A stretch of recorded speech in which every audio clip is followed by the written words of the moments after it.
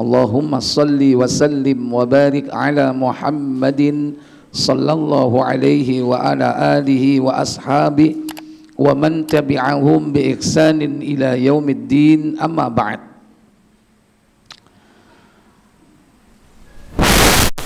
Segala puji bagi Allah yang bersemayam di atas arasy-Nya. Sepertiga malam terakhir turun ke langit dunia, mengijabah doa, mengampuni dosa-dosa hambanya. Dialah satu-satunya al-ma'bud bihaqqin, sesembahan yang hak, yang telah menghidupkan kita dan memberikan rizki serta mengatur kehidupan seluruh makhluknya. Semoga tetap memberikan hidayah kepada kita, pemeliharaan serta taufik untuk tetap dalam iman, dalam Islam hingga kematian menjemput kita. Semoga Allah memberi nikmat di akhir hidup kita kelak dengan husnul khatimah. Salawat dan salam semoga tetap terlimpah kepada qudwah dan uswah kita, baginda Nabi Muhammad sallallahu alaihi wasallam.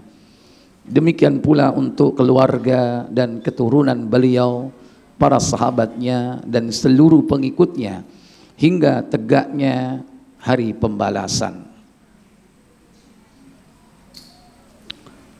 Bapak Ibu, saudara-saudara sekalian, kita melanjutkan pembahasan kitab Aqidatut Tauhid sampai kepada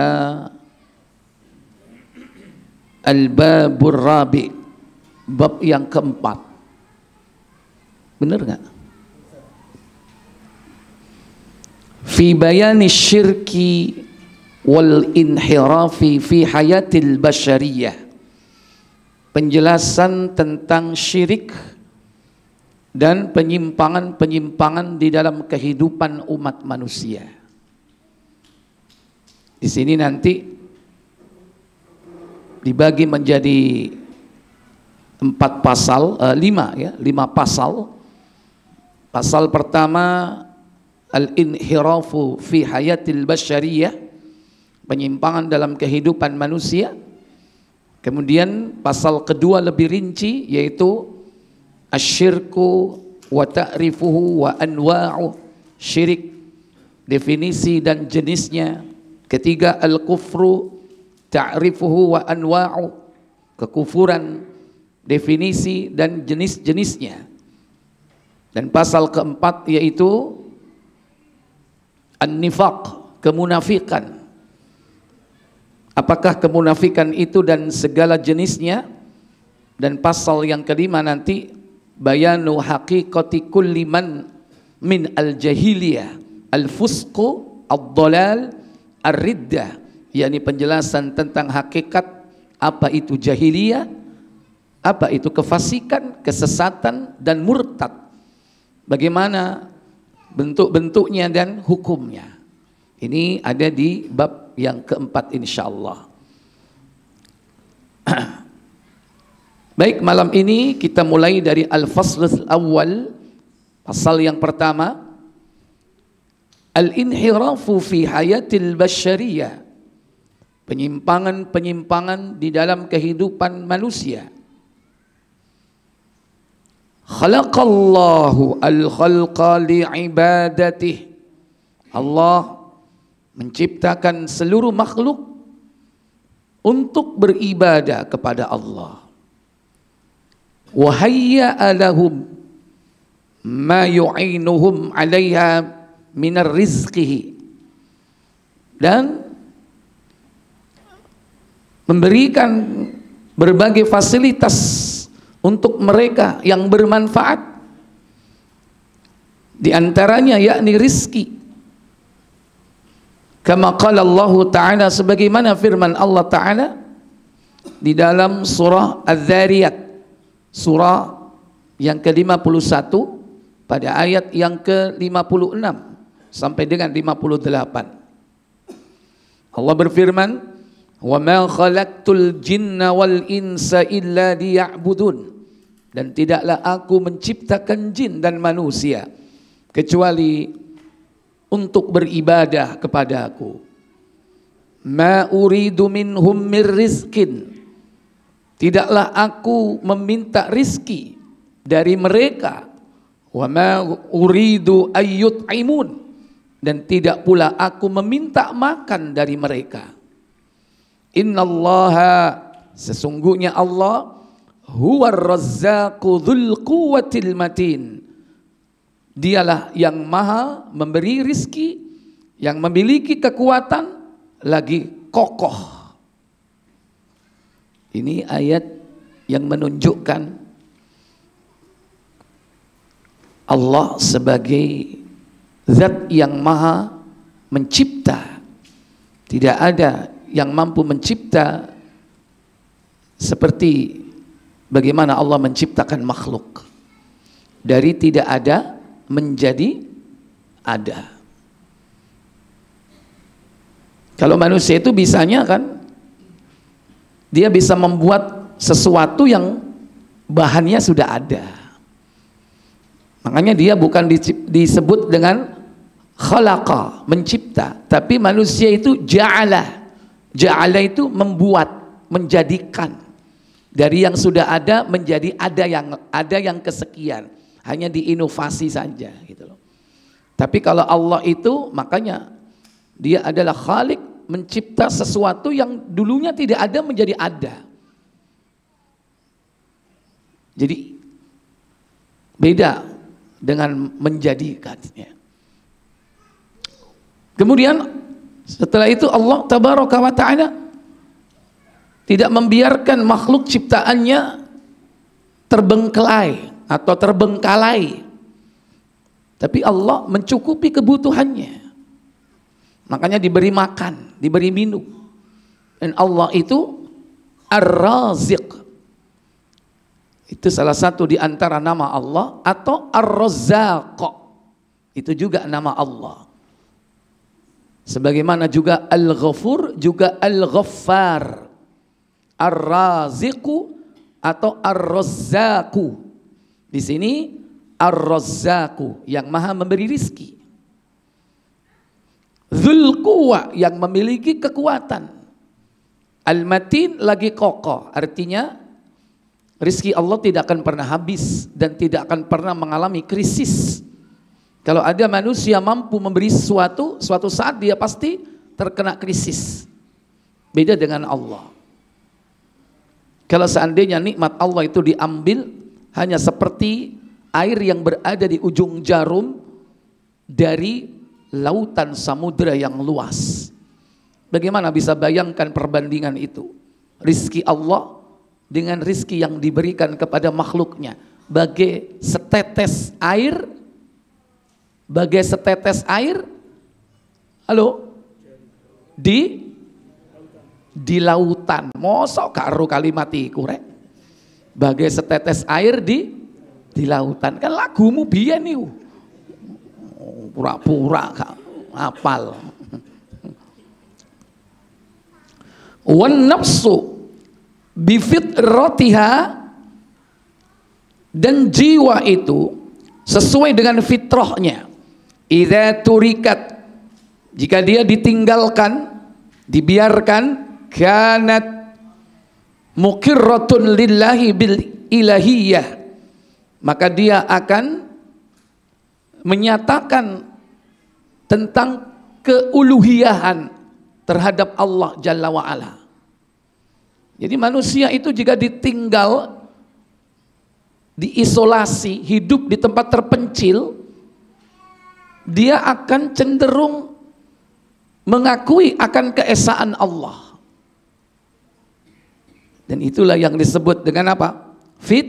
Fitrah. Wa muhibbatan lillah, dan dia pasti akan berusaha untuk mencari dan mencintainya. Ta'buduhu, menyembahnya, la tusyriku bihi syai'a, dan fitrahnya tersebut tidak akan menyekutukan Allah. Itu fitrahnya. Itu yang original ya, yang asli lo. sebelum terkontaminasi, sebelum dirusak. Itu masih murni itu jiwa manusia itu. Walakin yufsiduha wa yanharifu biha an dalik ma yuzayyinu laha syayatinul insi wal jinni. Tetapi syaitan-syaitan dari jenis manusia dan jinlah yang merusaknya dan menyimpangkannya dengan cara apa? Ma yuzayyinu laha, dengan cara menghiasinya, bima yuhi ba'duhum ila ba'din zukhrufal qawli ghurura, yaitu dengan mewahyukan sebagian dari mereka kepada sebagian yang lain, yakni apa? Kesesatan, perkataan yang menyesatkan, kata-kata yang menyimpangkan jiwa mereka. Sebagian yang satu dengan sebagian yang lain. Kadang antara jin dengan jin itu sendiri. Kadang antara manusia dengan manusia. Tapi juga kadang antara jin dan manusia. Sama, mereka semua disebut syaitan. Selama dia membawa yang namanya zukhrufal qawli ghurura, yakni kalimat perkataan yang menyesatkan, maka dia disebut dengan apa? Syaitan. Yang kadang-kadang yuwaswisu fi sudurin nas, menciptakan, membuat was-was dalam hati manusia. Minal jinnati wan nas, dari jenis manusia, dari jenis jin dan manusia. Maka kadang-kadang kita ini dibisiki, olah opo kon ngaji, ya ini pancet ae delon kon ngaji masih bendino lak tetep melarat. Itu bisikan itu. Dari jenis manusia dan juga dari jenis jin juga. Banyak dan sering kita merasakan itu dalam kehidupan ini. Menghalangi kita ibadah, menghalangi kita menuntut ilmu, menghalangi kita berbuat baik. Kadang terbersit dalam benak kita, dalam pikiran kita, dalam hati kita. Kadang yo tonggoe dhewe. Kadang-kadang lang ibu-ibu, kon iku lho yo cek sabare jeng. Bojomu kaya ngono ae ngomong pertahanno. Wis elek melarat. Kon niku lho ayu, iso golek sing halo? Sing sugih lan ganteng. Setan enggak itu? Setan enggak? Oh, mestinya sing jawab iki sing wedok iku. Setan apa enggak, Bu? Nah, itu termasuk. Kalau itu dalam urusan kehidupan yang paling parah, urusan keimanan, urusan akidah, itu yang lebih parah lagi. Kalau sudah was-wasnya seperti itu. Fattauhidu markuzun fil fitri, maka tauhid itu berpusat pada fitrah manusia. Jadi tauhid itu ainer yang ada di dalam fitrah. Bukan fitrah itu ada dalam tauhid, tidak. Jadi tauhid itu bermarkas, berpusat pada fitrah manusia. Yang manusia itu diberi fitrah. Setiap bayi yang lahir itu sudah membawanya. Jadi yang bersifat apa? Internal. Di dalam fitrah manusia terdapat tauhid. Ya. Wasyirku tari'un wa dakhilun 'alaiha. Sementara kesyirikan itu faktor luar yang masuk ke dalamnya. Ya. Kalau tadi itu yang internal, kalau syirik yang internal itu tauhid. Tapi yang eksternal adalah apa? Syirik. Syirik itu gak ada dalam hati manusia awalnya. Yang ada itu tauhid. Gara-gara ada faktor eksternal inilah yang masuk ke dalam jiwa manusia, akhirnya dia berbuat syirik. Makanya tegas ayatnya dalam Al-Quran, kama qala Allah Ta'ala, firman Allah Ta'ala dalam surah Ar-Rum, coba dibuka surah 30 ayat 30. Di sini dipenggal ayatnya. Allah berfirman, fa aqim wajhaka lid-dini hanifa fitratallahi allati fataran nasa 'alaiha la tabdila li khalqillah dzalikad dinul qayyim walakinna aktsaran nasi la ya'lamun. Apa kata Allah? Maka hadapkanlah wajahmu dengan lurus kepada agama Allah. Tetaplah atas fitrah Allah yang telah menciptakan manusia menurut fitrah itu. Tidak ada perubahan pada fitrah Allah. Itulah agama yang lurus. Tetapi kebanyakan manusia tidak mengetahui. Iya. Wa aqim wajhaka, dan hadapkanlah wajahmu lid-dini hanifa, kepada agama Allah dengan lurus. Fitratallahi, tetaplah kepada fitrah Allah, allati fataran nasa 'alaiha, yang telah menciptakan manusia atas fitrah tersebut. La tabdila li khalqillah, tidak ada perubahan terhadap fitrah itu. Dzalikad dinul qayyim, inilah agama yang lurus. Akan tetapi manusia, kebanyakan mereka tidak mengetahui. Wa qala sallallahu alaihi wasallam, dan juga sabda Nabi sallallahu alaihi wasallam, kullu mauludin yuladu 'alal fitrah fa abawahu yuhawwidani aw yunassirani aw yumajjisani. Rawahul Bukhari wa Muslim min hadits Abi Hurairah radhiyallahu taala an. Kata Nabi, setiap bayi yang lahir itu dalam keadaan fitrah, maka orang tuanya lah yuhawwidani, menjadikan dia Yahudi, au yunassirani, menjadikan dia Nasrani, au yumajjisani, menjadikan dia Majusi. Adapun dalam riwayat At-Tirmidzi dengan redaksi berbeda, di mana Nabi mengatakan kullu mauludin yuladu 'alal fitrah, setiap bayi yang lahir dalam keadaan fitrah. Fa abawahu, maka kedua orang tuanya lah yuhawwidanihi, yang menjadikan dia Yahudi, au yunassirani, menjadikan dia Nasrani. Kemudian belakangnya au yusyarrikani, menjadikan dia musyrik. Cuman yang jenis ini biasanya disebut yuladu alal millah. Yuladu alal millah, yakni bayi yang lahir itu berada di atas millah. Apa al-millah? Al-Islam, at-tauhid. Nah, ya, yang membuat dia berubah dari semua itu bapaknya, yakni ibu bapaknya. Atau seandainya dia orang yang lahir tanpa bapak dan ibu, maka termasuk di dalamnya adalah siapa saja yang berfungsi, yang berperan sebagai bapak. Termasuk apa? Bi'ah. Apa bi'ah? Miliu. Miliu apa? Lingkungannya. Termasuk.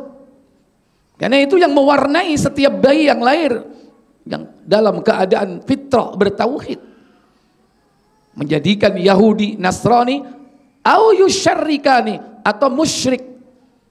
Kalau tadi Majusi itu salah satu dari musyrik. Tapi musyrik tidak hanya Majusi, masih banyak yang lain.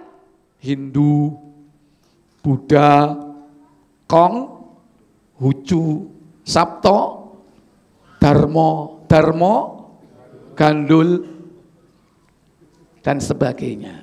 Masih banyak lagi agama-agama ardi, ciptaan manusia. Fal aslu fi bani Adam at-tauhid. Maka Asalnya anak cucu Adam itu semuanya bertauhid. Wad-dinul islami wa kana alaihi Adam alaihi salatu wassalam, yaitu beragama Islam, di mana mereka anak cucu Adam itu tetap dalam keadaan bertauhid, beragama Islam. Semua, dan itu mulai dari Nabi Adam. Kemudian wa min jaa ba'dahu min dzurriyyati qurunan tawilatan. Di mana hal itu sampai datang sesudahnya anak keturunannya, tetap mereka bertauhid dalam waktu yang lama sekali.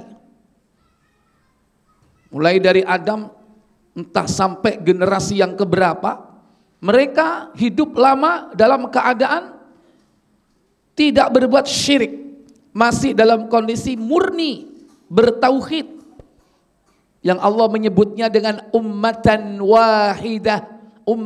wahidatan, sebagaimana Allah katakan dalam surah Al-Baqarah ayat 213, kanat nasu ummatan wahidatan faba'athallahu nabiyyina mubashshirina wa mudhirin.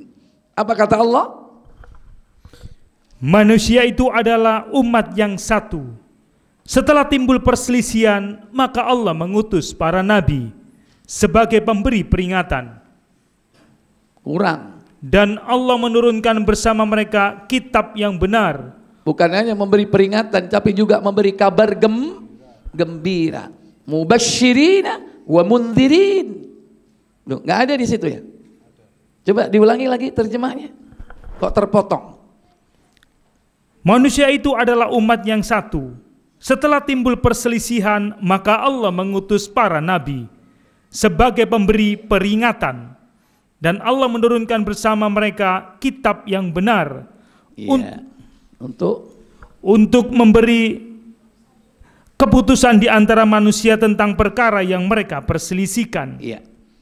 Karena nasu, manusia dulu mereka adalah ummatan wahidatan, umat yang satu. Faba'athallahu, maka kemudian Allah mengutus an-nabiyyina, yakni para nabi. Di dalam nabi itu ada rasul. Berarti para nabi secara umum, mulai dari nabi siapa? Adam. Ketika terjadi perselisihan di antara mereka, di mana para nabi ini tugas utamanya adalah apa? Mubashshirina, memberikan kabar gembira, yakni akan adanya surga, pahala terbaik di sisi Allah. Wa mundhirin, dan juga memberikan peringatan, yaitu diperingatkan dengan azab yang pedih, yaitu neraka. Jadi seimbang dong. Bukan hanya memperingatkan dengan azab, tapi juga memberikan kabar kepada manusia akan pahala terbaik di sisi Allah Jalla wa'ala. Wa awwalu ma hadatha syirku, dan kesyirikan itu pertama kali muncul, wal inhirafu, dan demikian pula penyimpangan anil aqidatis sahiha fi qaumi Nuhin, yaitu pertama kali terjadi pada kaumnya Nabi Nuh. Kesyirikan, penyimpangan akidah itu pada kaumnya Nabi Nuh. Berarti tidak jauh dari Nabi Adam alaihissalatu wassalam. Secara urut-urutan tidak jauh, tapi secara kurun lumayan jauh. Ya. Fakana alaihissalam awwalu rasulin ilal basyariyah ba'da huduthi syirk fiha. Dan adalah Nabi Nuh alaihissalatu wassalam merupakan rasul yang pertama yang diutus kepada umat manusia setelah munculnya kesyirikan di muka bumi ini. Sebagaimana firman Allah dalam surah An-Nisa, surah yang keempat ayat 163. Surat 4 163. Inna auhayna ilaika kama auhayna ila Nuhin wan nabiyyin min ba'dih. Apa kata Allah Jalla wa Ala? Sesungguhnya kami telah memberikan wahyu kepadamu sebagaimana kami telah memberikan wahyu kepada Nuh dan nabi-nabi yang kemudiannya. Iya, sesungguhnya kami, kata Allah, telah mewahyukan kepadamu Muhammad sebagaimana kami dulu juga mewahyukan kepada siapa? Ila Nuhin, kepada Nuh, Rasul yang pertama. Kemudian wan nabiyyina min ba'di, dan para nabi sesudahnya. Setelah itu banyak nabi-nabi yang terus berjuang untuk mengembalikan manusia dari kesyirikan menuju tauhid. Qala Ibnu Abbasin radhiyallahu taala anhuma, berkata Abdullah bin Abbas, semoga Allah meridhai keduanya, kana baina Adam wa Nuhin alaihi massalamu asyratu qurunin kulluhum alal Islam. Antara Nabi Adam dan Nuh, yakni terpaut satu masa, 10 generasi. Disebutkan di situ asyratu qurunin, 10 kurun, bisa diartikan 10 generasi, bisa diartikan 10 abad. 10 abad berarti berapa, Pak? 1000 tahun. Ada juga yang mengatakan bukan 1000 tahun, tapi apa? 10 generasi. Cuman kita tidak tahu satu generasi itu berapa tahun. Sementara Nabi Nuh sendiri usianya berapa? Nabi Nuh usianya 950. Antara Adam dan Nuh ada 10 generasi. Sementara Adam 1000, Nabi Nuh 950. Antara keduanya ada 10 generasi. Kulluhum, mereka semua alal Islam, berada pada agama Islam, berada pada fitrah, belum pernah terjadi kesyirikan.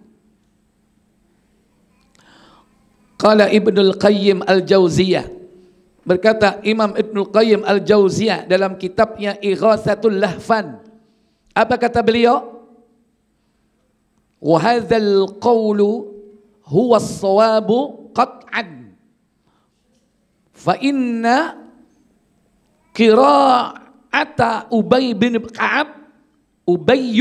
Ka'ab yakni fi ayatil Baqarah, dan perkataan yang benar sebagaimana disebutkan tadi oleh Ibnu Abbas radhiyallahu taala anhuma, dan sesungguhnya Ubay bin Ka'ab demikian pula membaca dengan ayat tersebut, setelahnya mengatakan fakhtalafu, kemudian mereka setelah itu berselisih, faba'atsallahu an-nabiyyin, lantas kemudian Allah mengutus para nabi. Jadi di dalam surah tadi An-Nisa, yakni ayat 163 diterangkan di situ, baik yakni oleh Ibnu Abbas, tentang kesyirikan itu terjadi pada masa umatnya Nabi Nuh alaihi salatu wassalam. Wa yashhadu li hadhihi al-qira'ah qaulu ta'ala fi surati Yunus, sebagai yakni syawahid dari ayat 163 surah An-Nisa, yakni firman Allah juga di dalam surah Yunus surah 10, yaitu ayat yang ke-19, di mana Allah Jalla wa Ala juga berfirman, wa ma kana an-nasu illa ummatan wahidatan fakhtalafu. Apa kata Allah Jalla wa Ala? Dan tidaklah manusia melainkan mereka adalah umat yang satu. Maksudnya mereka semua bertauhid, tidak melakukan kesyirikan. Fakhtalafu, kemudian mereka berselisih. Berselisih di sini apa? yakni berpecah belah. Karena memang sebelum mereka berpecah belah menjadi agama-agama yang banyak, diawali dari ikhtilaf. Sebagai puncak dari ikhtilaf adalah apa? Iftiraq, yaitu perpecahan. Karena tidak setiap ikhtilaf itu menjadi iftiraq. Kalau ikhtilaf perbedaan itu pada akidah, ikhtilaf itu terjadi pada masalah usuliyah, pokok-pokok agama, maka itulah yang disebut dengan iftiraq. Tapi kalau ikhtilafnya itu belum sampai kepada tingkat usuliyah, yakni pokok-pokok agama, pokok-pokok keimanan, maka belum disebut dengan iftiraq. Berarti belum sampai berpecah belah menjadi agama-agama yang lainnya.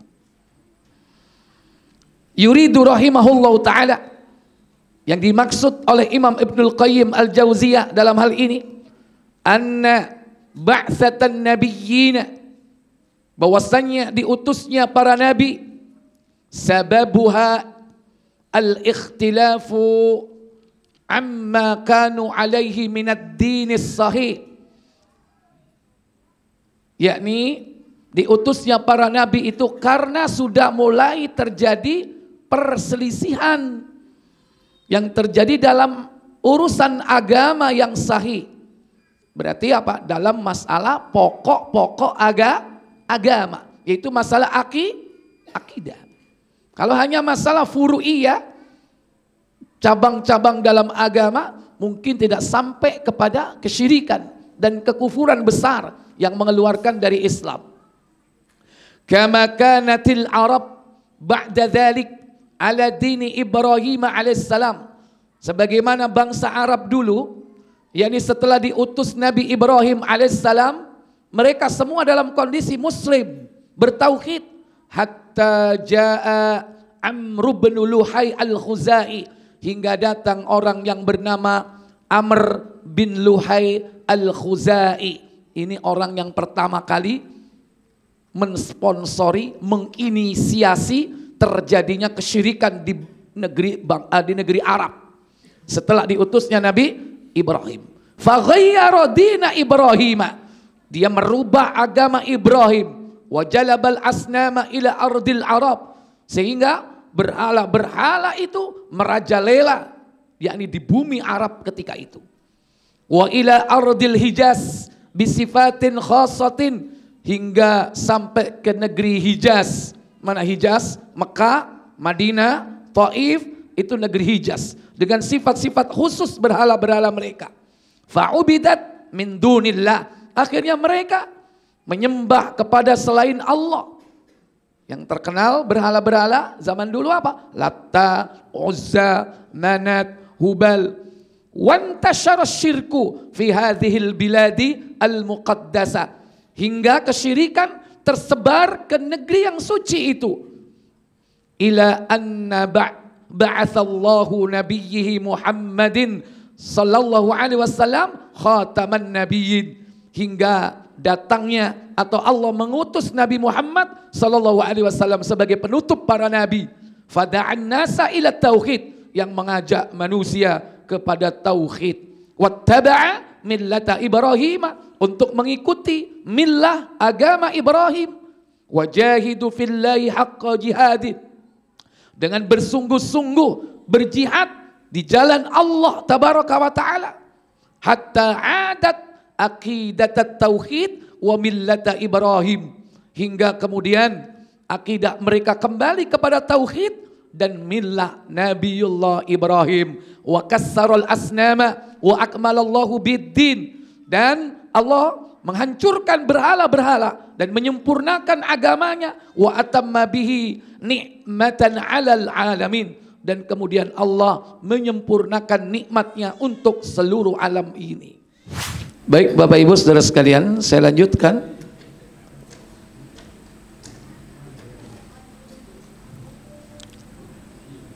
Allah akhirnya mengutus Nabi Allah Muhammad sallallahu alaihi wasallam dan menyempurnakan agamanya serta menyempurnakan nikmatnya, maka kebatilan pada saat itu sirna, sebagaimana saat diutusnya para nabi pada zamannya. Setelah itu terjadi penyimpangan, diutus nabi lagi, diutus rasul, kembali lagi kepada kebenaran. Setelah itu mengalami gradasi, penurunan, penyimpangan lagi, begitu seterusnya sampai nabi yang terakhir diutus, Nabi Muhammad sallallahu alaihi wasallam, hingga disempurnakan agama ini, yaitu al-Islam. Maka pada saat Nabi diutus, wasarat ala nahjihil qurunil mufaddalah, pada saat itu manusia berada pada kurun yang terbaik min sadri hadhil ummah, yang merupakan dasar tegaknya umat ini, ila anna fashal jahlu fil qurunil mutaakhirah, hingga kemudian muncullah kebodohan pada kurun-kurun terakhir. Wa dakhalaha ad-dakhilu minad diyanat al-ukhra, sehingga masuklah ke dalam agama Islam ini, yakni sistem-sistem agama yang lain. Fa'ada syirku ila kathirin min hadhil ummah, maka tersebarlah kesyirikan dengan macam ragamnya yang banyak, yakni pada umat ini. Bisababi du'atid dolala, disebabkan karena para da'i yang sesat. Wa bisababil bana'i alal kubur, dan juga disebabkan karena dibangunnya kuburan-kuburan. Mutamatsilan bi ta'zimil awliya'i was salihin, yakni mereka mengagungkan para wali dan juga orang-orang saleh dengan membuat patung, gambar, ya, untuk mengagungkan mereka. Wadda'aul mahabbati lahum, dan dai-dai tersebut mengajak kepada cinta kepada mereka, tapi cinta yang terlarang. Mencintai, tapi mencintai dengan salah kaprah gitu loh, dengan minta-minta ke kuburannya, ya, katanya sebagai bukti cinta, dan itulah kesyirikan. Kan sudah jelas dalam surah Al-Baqarah ayat 165, ya.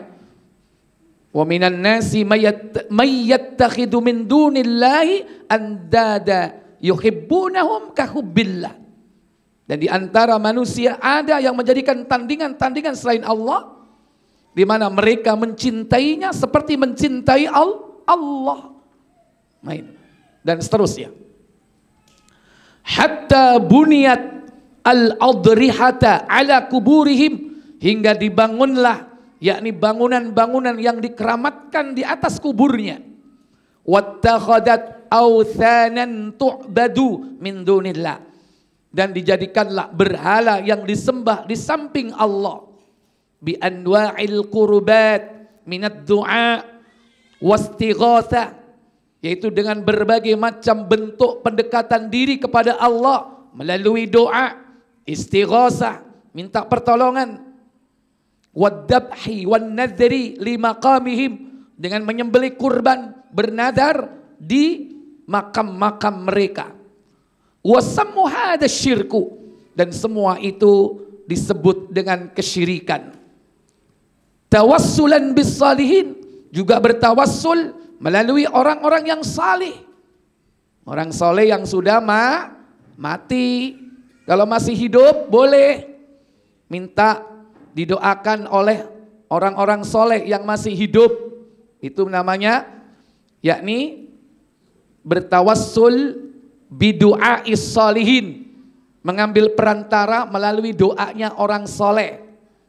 Kadang ada istilah tawassul biddu'a, Kadang ad-du'a bitawassul, berdoa dengan bertawassul. Apa? Kita berdoa tapi dengan bertawassul dengan apa? Asmaul husna. Itu namanya ad-du'a bitawassul. Ada lagi ad-du'a bitawassul min amalis salih. Yani berdoa dengan mengambil perantara melalui amal soleh kita yang kita sebutkan di hadapan Allah. Nah, itu namanya berdoa dengan tawassul melalui perantara amal soleh kita.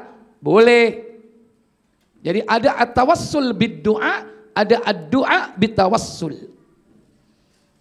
Nah, yang di sini apa? Yakni at-tawassul bid-du'a. Bertawassul mengambil perantara melalui doa. Doa siapa? Sholihin, yaitu orang-orang soleh, tapi yang masih hidup itu diperbolehkan. Tapi kalau yang di sini disebutkan, yakni orang soleh yang sudah mati. Ini yang masalah dan inilah kesyirikan. Wa idharon limahabbatihim, dan menunjukkan akan kecintaannya kepada mereka. Walaysa ibadatul lahum, mereka menganggap bahwa itu tidak beribadah kepadanya. Bizamihim, itulah anggapan mereka.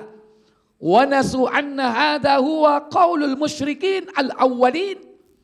Dan itulah persamaan antara orang-orang yang berbuat syirik pada masa awal dulu dengan orang-orang sekarang yang menganggap bahwa mereka tidak beribadah kepada kubur-kubur atau kepada orang soleh itu. Padahal sama. Orang-orang dulu haitsu yaqulun, di mana mereka mengatakan ma na'buduhum illa liyuqarribuna ilallahi zulfa. Kami tidak menyembah kepada mereka, yakni berhala-berhala, kuburan-kuburan atau tandingan selain Allah itu. Akan tetapi mereka kujadikan sebagai wasilah perantara untuk mendekatkan diriku kepada Allah dengan sedekat-dekatnya. Inilah ucapan orang dulu. Dan tidak jauh beda dengan sekarang. Lu aku lo gak nyembah kuburan.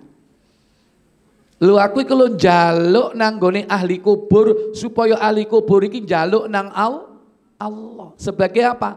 Perantara. Akhirnya dibuatlah logika. Kau nek kepingin nang presiden gak kira iso langsung, mesti melalui asisten. Makanya harus harus dekat dengan orang dekatnya. Maka dibangunnya logika-logika subhat dalam hal ini yang membenarkan perilaku mereka. Padahal seperti itu tidak pernah dilakukan oleh para nabi, para rasul sesudah wafatnya. Tidak pernah mencontohkan seperti itu, tidak pernah. Wa ma'a hadha syirku alladhi waqa'a fil bashariyah qadiman wa hadithan. Dan inilah kesyirikan yang terjadi yakni pada kehidupan manusia baik yang dulu maupun yang sekarang ini. Yang terjadi sekarang ini. Fal aktsariyatu minhum yu'minuna bit tauhid rububiyyati. Karena sebagian besar dari mereka itu beriman kepada tauhid rububiyah, bahwa Allah pencipta, pemberi rizki, yang mengatur segala sesuatu, menghidupkan, mematikan. Wa innama yusyrikuna fil ibadah, akan tetapi sungguh mereka telah berbuat syirik di dalam ibadah atau di dalam tauhid uluhiyah. Karena makna al-uluhiyatu al-ibadah. Uluhiyah itu maksudnya ibadah. Berarti tauhid uluhiyah adalah tauhid ibadah. Disinilah letak kerusakan mereka pada tauhid uluhiyah. Kama qala Allah Ta'ala, sebagaimana firman Allah Ta'ala dalam surah Yusuf.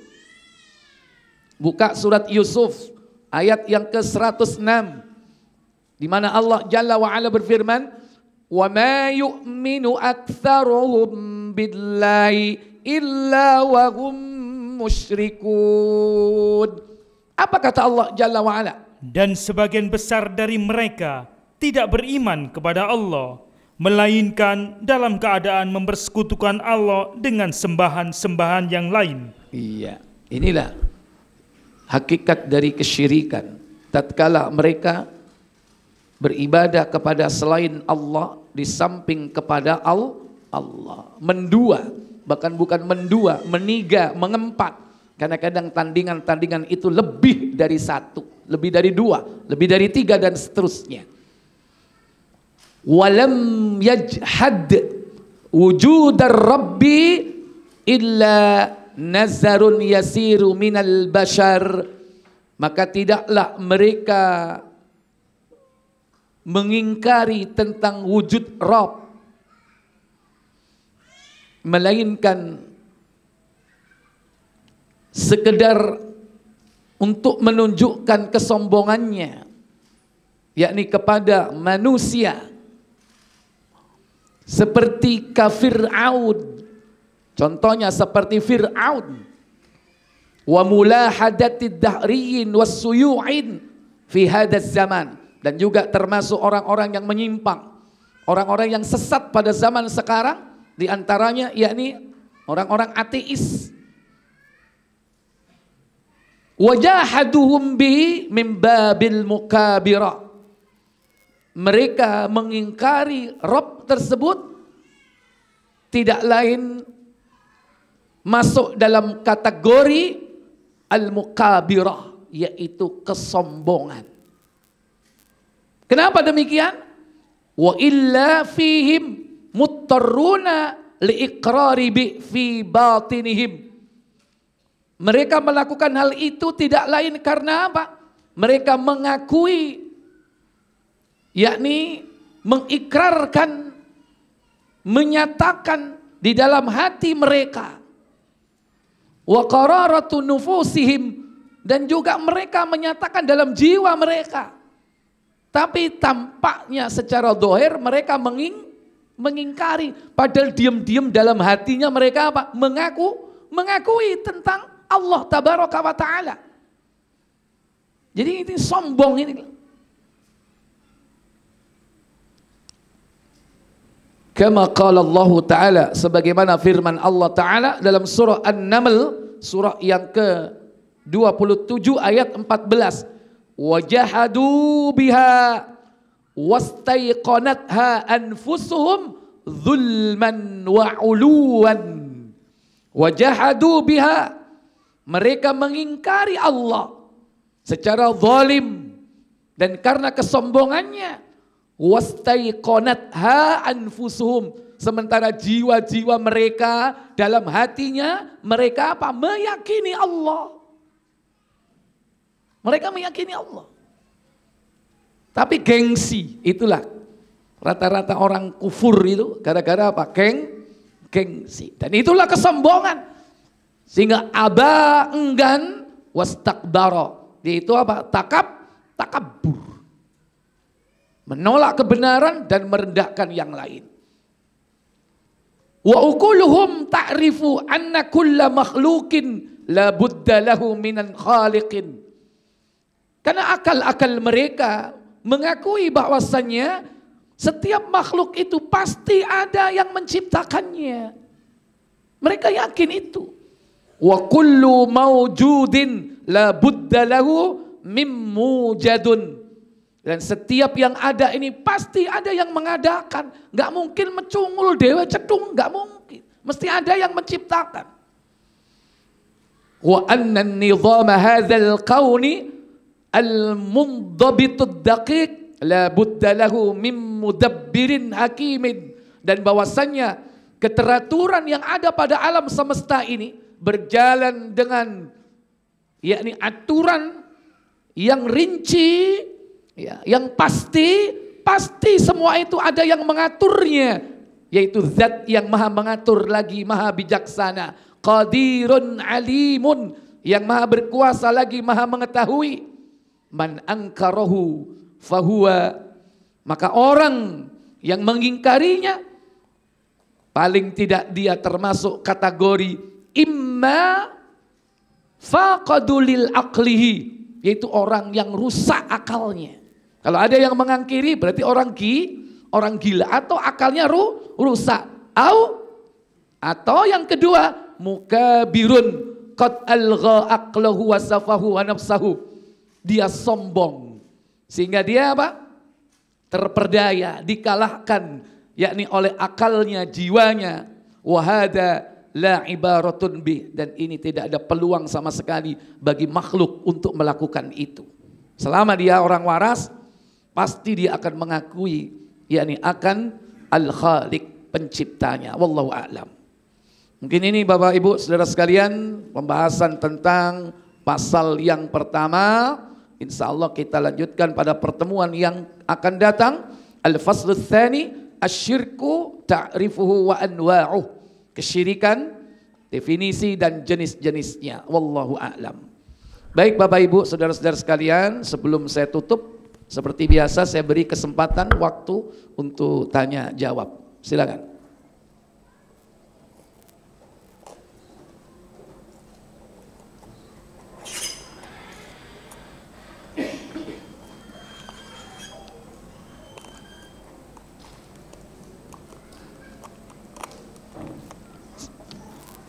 Silakan.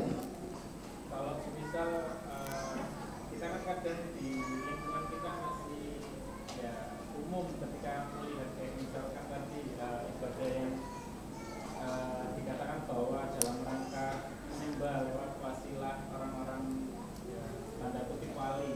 Nah, apakah ketika kita berada di posisi istilahnya terpojok, nggak ada pilihan lain, itu seperti apa? Iya. Terpojok, tidak ada pilihan lain. Masalahnya memang benar-benar terpojok atau memang sengaja memojokkan diri. Ya kan? Nek gak melok ngre aku dilokno wong sak kampung e. Kadang begitu kan? Itu. Ya kalau dalam urusan ini tegas. Kalau itu memang sebuah kemungkaran, kewajiban seorang mukmin ketika melihat kemungkaran apa yang terjadi, yang dilakukan. Man ra'a minkum mungkaron. Siapa yang melihat kemungkaran, falyughayyirhu biyadih. Maka hendaklah engkau merubahnya dengan tangan. Mampu enggak? Halo? Enggak mampu. Yang mampu melakukan ini adalah orang yang memiliki kekuasaan. Yang memiliki kekuasaan. Kalau nggak memiliki kekuasaan nggak bisa. Itulah pentingnya kekuasaan. Untuk apa? Untuk memadamkan api kesyirikan. Karena itu berkobar-kobar, bukan semakin kecil, tapi semakin merajalela. Dan orang-orang yang terkena api ini akan dibakar kelak dengan api Allah di neraka. Dan bisa jadi selama-lamanya kalau dia tidak bertobat sebelum kematiannya. Dosa-dosa yang lain masih mungkin diampuni. Dan mereka keluar sebagai jahannamiyun, alumni jahannam. Tapi kalau syirik besar, khalidina fiha abada. Dia kekal selama-lamanya di dalam neraka. Maka tahap kedua, fa illam yastati' fa bilisani. Jika kau tidak mampu, rubah dengan lisan. Apa yang dilakukan? Mengingatkan mereka. Bapak-bapak, seperti ini tidak ada contohnya dari Nabi dan para sahabat, bahkan para a'immah yang 4. Tidak ada acara-acara di kuburan seperti ini meminta kepada ahli kubur, bertawassul melalui ahli kubur. Tidak pernah dilakukan oleh Nabi, sahabat, dan a'immah yang 4. Dan ini bukan akidah Ahlus Sunnah wal Jamaah. Berani nggak ngomong begitu? Halo? Gembu kon. Diantemi langsung ya kan? Gembu nang ngono. Gitu. Makanya kenapa kita ini tidak berziarah ke kubur-kubur yang banyak orang melakukan hal-hal seperti itu? Kenapa? Begitu di sana kita lihat kemungkaran, kita wajib mengingatkan. Yang wajib mengingatkan itu yang hadir di tempat itu. Kita bukan anti ziarah kubur, bukan kita nggak boleh ziarah ke makam Sunan Ampel, Sunan Bonang, Sunan Kalijogo, bukan anti, tidak. Itu orang-orang soleh mungkin, para duat yang dulu mengajak kepada Islam. Tapi masalahnya ketika kita datang ke sana, ada orang yang tabarruk, meminta penglaris, minta lancar jodoh, meminta pangkat dan kedudukan, dan kita dengar, antum mendengar dan diem. terkena hadis tadi itu. Makanya kita gak datang ke sana. Sehingga apa? Kita gak langsung menjadi wajib untuk mengingatkan. Itu kenapa kita tidak hadir gitu loh. Dan kita bisa sebetulnya ziarah di tempat-tempat lain dalam rangka apa? Pertama, zikrul maut, mengingat mati. Yang kedua apa? Mendoakan ahli kubur. Itu tujuan kita berziarah kubur. Kita bukan anti ziarah kubur. Sunnah yang sangat dianjurkan. Ahli kubur itu butuh doa orang yang hidup. Apa nyampe? Nyampe. Jangan ragu.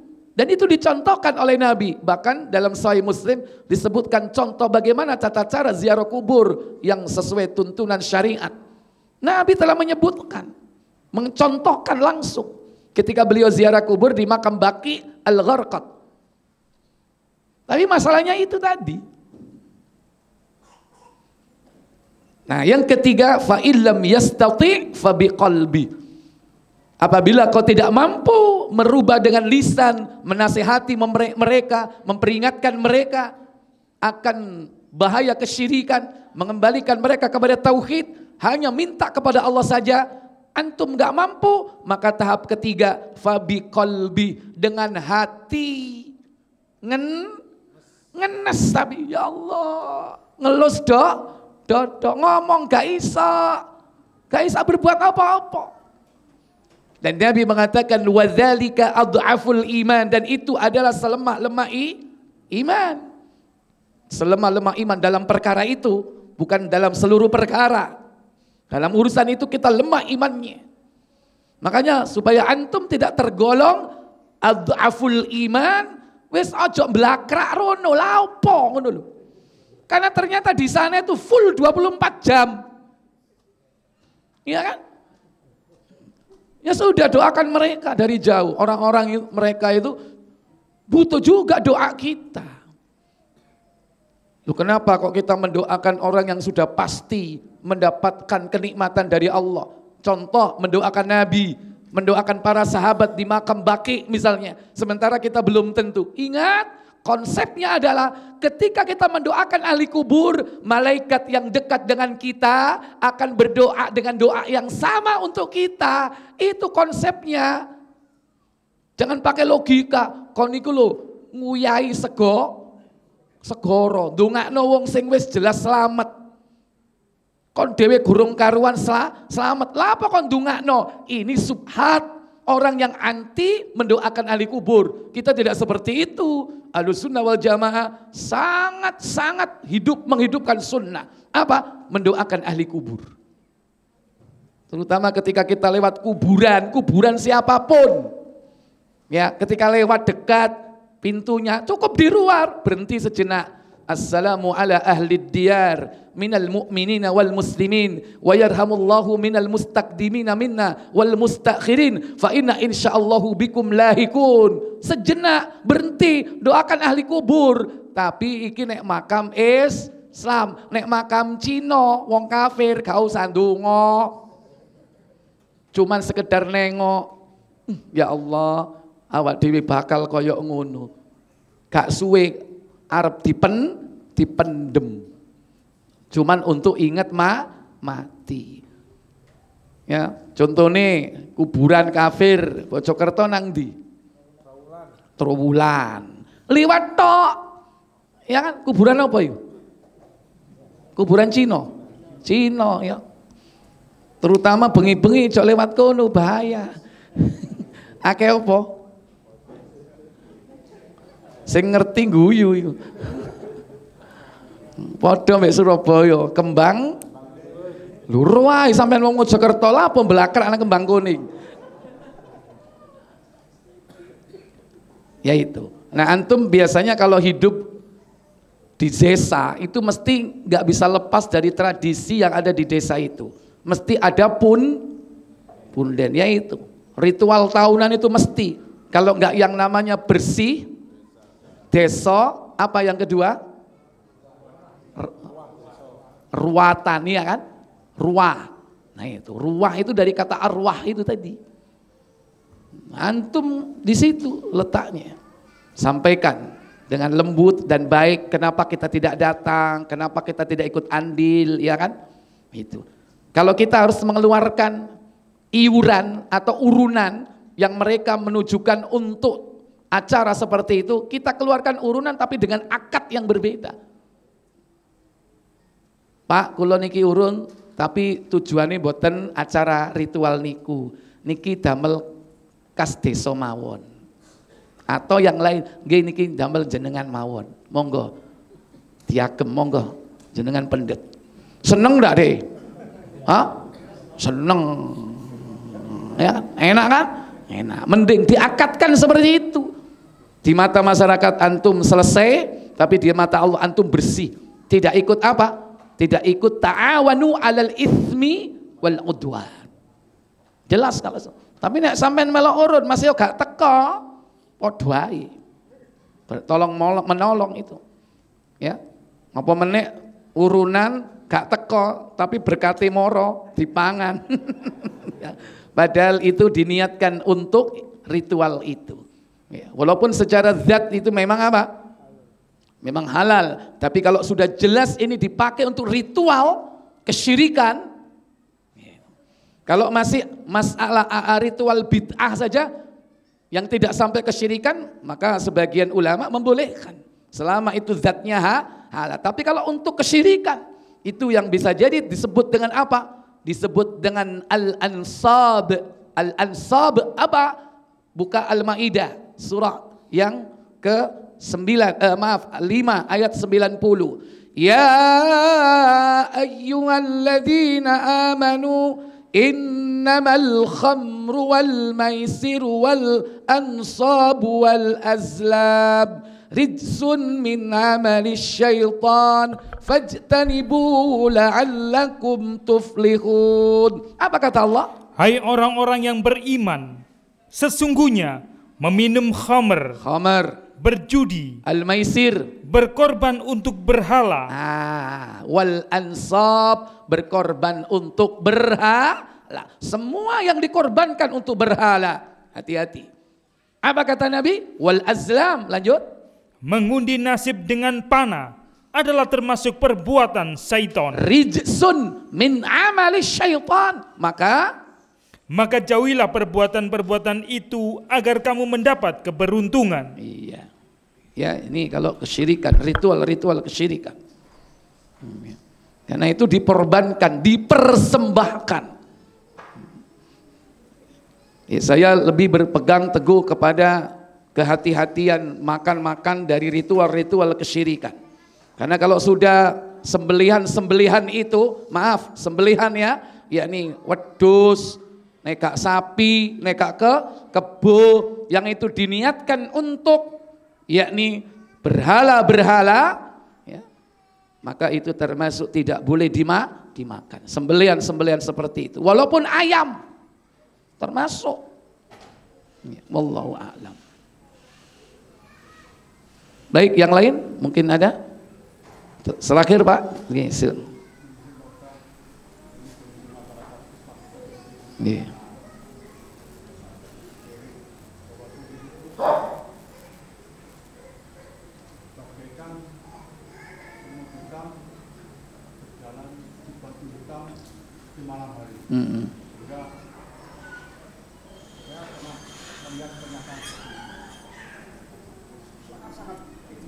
Iya.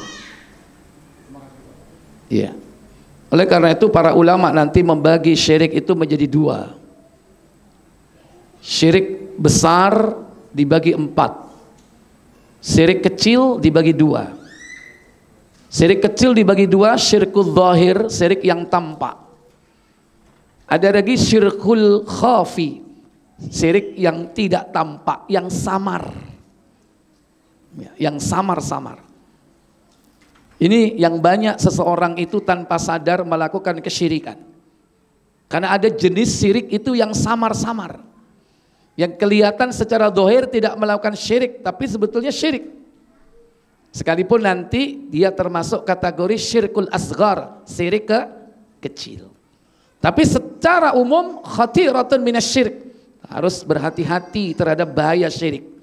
Yang besar yang 4 itu ya, syirkul dakwah, syirkul niat, syirkul ta'ah, syirkul mahabbah. 4 jenis syirik besar ini mengeluarkan pelakunya dari Islam. Ini juga kadang kalau orang jahil tidak mengerti, dia lakukan. Makanya kita harus berhati-hati, harus mengerti dulu tentang kesyirikan itu supaya tidak terjatuh di dalamnya. Makanya perlunya menuntut ilmu supaya kita mengetahui kesyirikan bukan untuk melakukan tapi berhati-hati terhadapnya. Insya Allah itu masuk pembahasan yang akan datang. Oke, insya Allah. Kita tutup kafarat majelis. Subhanakallahumma wa bihamdik, asyhadu an la ilaha illa anta, astaghfiruka wa atubu ilaik. Wassalamualaikum warahmatullahi wabarakatuh.